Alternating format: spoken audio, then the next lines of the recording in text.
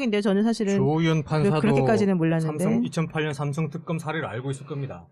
2008년 삼성 특검 때 어쨌냐면은 조준용 특검이 삼성 특검이거든요. 이건희 그렇죠. 특검이에요. 이건희를 처벌하기 위해서 존재하는 삼성 특검인데 엄청난 재산 범죄를 저질렀죠. 예. 그럼에도 불구하고 불구속으로 기소를 했습니다. 불구속 기소하고 자기 아들을 법원에서도 이 수백억의 재산 범죄를 저질렀음에도 불구하고 징역 3년에 집행유예 5년. 해줬죠. 하루도 수백억을 해서 회사에 손해를 끼쳤음에도 불구하고 하루도 유치장에 안 갔어요. 이건희 회장이. 이건희 회장이. 네. 그러고 나서 그 아들이 그 다음에 단독 사면을 받죠. 이명박 그렇죠. 대통령께서 네. 한 사람만을 대상으로 원포인트 단독 사면을 해줍니다. 특별 사면을 해줍니다. 그런 식으로 총수가 잘못을 해도 면책이 되는 실질적으로 아무런 책임을 안 지는 그게 2008년인가? 2008년입니다. 2008년. 2008년. 12월 31일 날 단독. 저는 그렇게 생각해요. 그때 처벌 제대로 했다면은 이런 이재용 회장의 자기 3세 승계를 위해서 국민연금 손대고 수백억 회사 돈 해가지고 정권 실세에 갖다 바치고 대통령 권력을 뇌물로 사는 이런 범죄는 정말 상상하기도 어려운 죄인데 그런 게 없었을 거라는 거예요. 그리고 그분의 아들이 삼성에 입사했잖아요. 바로. 그렇죠. 그 얘기를 빠뜨렸는데 예. 조준용 특검이 그렇게 봐주기를 하고 정말 깨끗했으면 정말 다행인데 정말 자기 양심에 따라서 몇 개월 있다가 그랬다 그러나요? 얼마 얼마 안 몇 있었죠? 년인지 모르겠는데 얼마 안 조준용 있다가. 특검의 아들이 삼성 삼성의- 과장으로 특채. 예. 삼성전자의 과장. 그것도 특별한 경력이 없어요. 회사에서 다니거나 뭘 했다는 경력도 없이 그냥 나이만 적당하게 조금 들어가는 그런 청년이었는데 사법고시기 쑥 떨어지다가. 네, 삼성전자의 과장으로 특채가 됐다. 삼성전자 들어가기도 어렵지 않습니까? 예. 예. 그거 뭐 신의 직장이죠 그때 당시만 해도. 그러니까 조희연 판사가 이런 결정을 해놓고 공개되지 않을 거라고 생각했을까요? 글쎄요. 저는 그거는 조금 정말로 확인을 한번 해보고 싶네요. 정말로 그랬을까? 네. 이게 너무 약간 충격적인 말이라서 네. 우리 법조인의 양심 아무리 우리가 양심이 없어도 네. 그런 양심은 좀 아니 있거든요. 노 변호사는 있어요. 김 변호사도 있고 없는 사람들이 더 많은 나는 좀- 근데 많은 우리의 분들이- 눈높이에서 보면 사실 최순실 씨나 박근혜 대통령 이해할 수 있나요? 이해할 수 없죠. 이해할 수 없잖아요. 예, 조희연 예. 판사도 그렇다면 이해할 수 없네. 네. 그러니까 저는 주거 및 생활 환경을 고려해서 영장을 기각해야 된다는 것은 특히 이런 433억 원에 달하는 뇌물죄에 대해서 특검이 엄청난 증거 자료를 디밀고 증거인멸의 우려를 전달했음에도 불구하고 주거 및 생활 환경을 이유로 이 사람은 구속해서는 안 된다. 그게 알겠습니다. 들어갔다는 예. 게 참 속상하죠. 마음이 아프네요. 앞으로 일정이요. 일정 어떻게 됩니까? 명절 지나고 뭐 대통령 이제 대면 조사 요구를 먼저 하고 대통령 변호인하고 상의를 하고 예. 대통령이 거부를 하고 뭐 이런 식으로 진행되지 않을까요? 거부하고 네. 그리고 거부하자마자 조금 있다가 특검 끝나기 전에 탄핵 인용이 되고 그렇죠. 그리고 이제 청와대 쫓겨나면서 바로 체포되고 강제 수사 할 수 있게끔 강제 수사 할 수 있게끔 특검이 한 달 연장 신청을 해보고 예. 황교안 권한 대행이 할까 말까 고민을 좀 하고 예. 뭐 이런 식으로 진행하다가 하겠죠. 2월 9일이니까 2월 9일서부터 15일 사이에 그때 되면은 바로 하는 거예요. 10일 남겨두고 강제 수사하는 거죠. 그리고 강제 수사하면서 아니 그게 아니라 그 연장 연장을 안 해도 된다니까요. 안 해도 된다고? 그러면 연장 안 하고 강제 수사하고 도주 및 증거 인멸의 위험이 있으니 출국 금지하면서 바로 구속은 안 시키겠지 설마. 그래도. 그래요? 네. 허허. 왜냐면 도주할 우려는 사실 없다고 볼 있어요. 수밖에 없죠. 있어요. 말레이시아는 범죄인인데 협정도 안 돼 있습니다. 싱가포르하고. 예? 그리고 다스는 싱가포르에가 있어요. 그래요? 이명박 좀 도와주겠죠. 이명박 사이 안 좋잖아요. 그래도요. 왜냐면 거기가 들어가고 다 불면 MB도 또 같이 가야 되거든. 둘이 모종이 서로 또 있을 뭐 지구 있는 게 너무 많아가지고 그럼요. 못 간다는데. 예. 그러면 둘 중에 하나 들어가면 나머지 같이 100% 들어가니까 서로 안 들어가게 도와줄 거예요. 그러나 100% 구속됩니다. 그래요? 그러면 구속은 나는 안 될 것 같은데. 100% 됩니다. 그럼 저랑 내기하세요 그러면. 아니 내기할 필요도 없어요. 무조건 이기니까. 누가? 예, 제가요. 자, 그리고 그 이후에 이제 삼성을 다시 청구하나요, 안 하나요? 그게 문제예요. 그 재청구 여부를 이번 주에 결정한다고 예. 그 얘기를 하고 있습니다만은 사실 쉽지가 않죠. 쉽지가 않죠. 이제 저렇게 너무 한번 부담스럽고 꺾였으니까. 만약에 한 번 청구했는데 또 안 된다 그러면 어떻게 하겠어요? 근데 지금 변호사는요? 뭐 좀 보강 수사를 해서 아까 제가 말씀드린 것처럼 좀 전체적인 큰 틀에서 보면 아직도 삼성에서는 진행 중이다. 그러니까 박근혜 정권에 박근혜의 힘을 빌릴 게 많았다. 그래서 전체적인 틀에서 보면 포괄적 뇌물죄다는 거에 대한 좀 더 증거를 사실관계에 대한 뭐 확정에 대한 증거 이런 것들을 좀 보완해서 재청구를 할 필요가 있죠. 재청구를 하면은 지금 판사 의연한 조의원 판사가 아니라 다른 판사가 심판하게 됩니다. 예. 그래서 그 판사까지도 안 된다고 할 수 없겠죠. 예. 하지만은 지금 나와 있는 이 뭐 이재용의 뭐 어떤 잠자리 걱정해주는 그런 사유가 안 들어갈 것 같고 지금 드러난 상황만 가지고도 중대한 범죄를 저질렀고 거기에 대한 상당한 의심의 여지가 있고 예. 플러스해서 증거인멸의 가능성 제가 말씀드렸지 않습니까? 얼마든지 증거를 조작할 수 있는 사람이다. 그렇다면은 당연히 구속돼야 되는 거죠. 그런데 또 한 명의 판사가 누구예요? 부장판사가?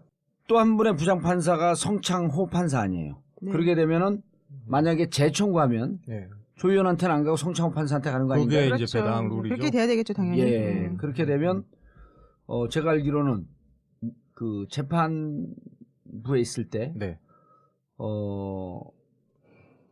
이른바 이제 지금 삼성의 변호인이 되어 있는 태평양 예. 그분들에게 좀 상대적으로 불리한 예. 판단. 그러니까 네.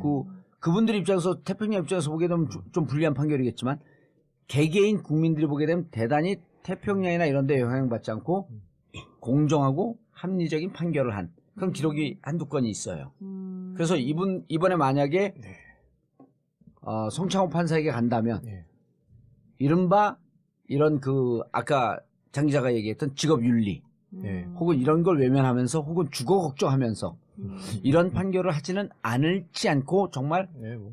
뇌물죄는 이 정도면 무지하게 많이 들어간 거거든요. 그 법조계에서는 주거와 생활환경 쓰는 거 처음 봤다. 그렇죠. 예. 그런 얘기는 처음 봤죠. 예. 예. 아니 그리고 사실 영장을 청구할 때 범죄가 여러 개가 있는데 범죄 사실이 예. 근데 오로지 뇌물죄에 대해서만 그렇게 판시할 수는 없죠. 그러니까 횡령이나 우리가 아까 횡령. 말한 대로 위증 이거 좀 그렇죠. 중요하잖아요. 네. 왜냐면 위증이 일반 위증이 아니거든요. 국회에서 위증이기 때문에 1년에서 10년 사이에 센 형을 거죠. 했기 때문에 벌금형이 없잖아요. 그럼 무조건 실형을 원래는 해야 되는 그렇습니다. 거죠. 물론 집행유예 가능하지만. 특검 이렇게 볼 수도 있지 않나요? 지금 이제 뇌물죄, 네. 그다음 횡령, 위증까지 봤는데 뇌물죄에 대한 얘기 있었고 횡령과 위증에 대해서는 얘기 없었거든요. 없다. 그럼 뇌물죄를 조금 더 보강해서 예. 재청구하게 되면 이것은 발부될 가능성이 높다. 그리고 이제는 들어가게 되면 조 의원이 아닌 성창호 부장판사에 간다. 네. 라는 전략이 있게 되면 네. 그리고 이 삼성을 이거거든요. 지금 상태로 가면 CJ, 롯데, 다 살죠. SK 다 못 들어가거든요. 못 들어가죠. 그렇죠. 좋아. 그럼 당신들 좀 기다려. 이미 수사는 다 끝나놨으니까 삼성 반드시 잡고 간다 하면서 놓고 영장이 발부가 되면 이어서 SK, 롯데, CJ로 쭉 갈 수 있는. 아, 그럼 우리가 지난주 토요일에 그렇게 많이 모였던 이유가 있겠네요, 그러면. 그러면. 그러네요. 그래서 우리 노영희 변호사가 네. 또 특검의 라인이 있잖아요. 그리고 그분들도 완전 에이스들이니까 그렇죠. 제가 보기엔 이 정도 판단을 하고 삼성을 다시 한번 청구하고 갈 가능성이. 지금 재청구하자는 기류가 훨씬 강해요. 윤석열 검사가 완전 분기탱천했다는 게 예. 첩보. 그런데 만약에 네.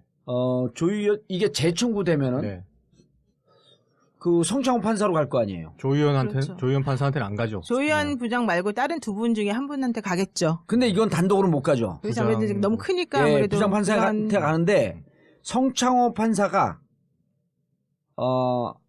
많이 후배예요. 조의원 판사는 서울대 8학번. 성창호는 89인데. 그래요? 네, 89학번이에요. 89니까 72년생이 맞는 거 아니에요? 89는 70입니다. 예. 제가 89입니다. 아, 맞아. 89가 70이구나. 그건 뭐 호주의 잘못. 재수를 먼저 안 했다면. 일찍 들어갈 수 있죠. 그렇죠. 일찍 들어갈 수 있죠. 아니 근데 천재네.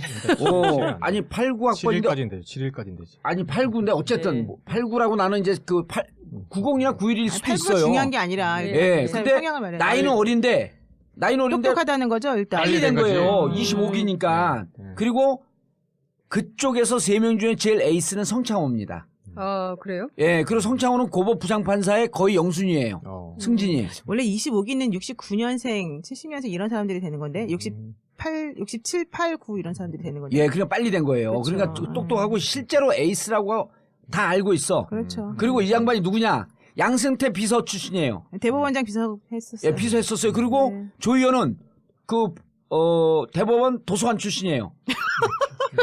법원 도서관. 법원 도서관. 법원 도서관도 되게 좋아요. 아, 좋은 데인데 어쨌든 이게 대법원장 비서 그래 양승태 잘 나간 조금 밀리죠. 조금 밀린단 말이에요. 그러니까 고법 부장판사 승진은 성창호.